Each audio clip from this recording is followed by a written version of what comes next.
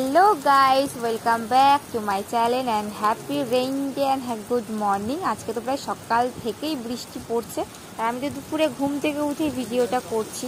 তারপরে কি মনে হলো যে না, ভিডিও করলে শুধু হবে না, একটু যেতে হবে, একটু খেতে যেতে হবে। তার জন্য বেরিয়ে পড়লাম। একদম সন্ধ্যা হলেই তো মনটা কেমন যেন একটু আনছান আনছান করে, খাবো খাবো খাবো খাবো খাবো করতে থাকি।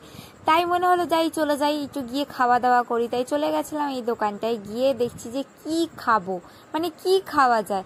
এখানে দেখছি শিপ কাবাব আছে, তারপরে পকোড়া আছে, এটা আছে, ওটা আছে। তারপরে মনে হলো যে কি খাবো, খেতে তো অর্ডার দিয়ে দিয়েছি। তারপরে একটু দাঁড়িয়ে দাঁড়িয়ে ট্রেন দেখছিলাম, চলে এসেছে শিক কাবাব। তো এটা তো খেতে বেশ দারুণই লাগে, খাচ্ছিলাম আর ভিডিও করছিলাম।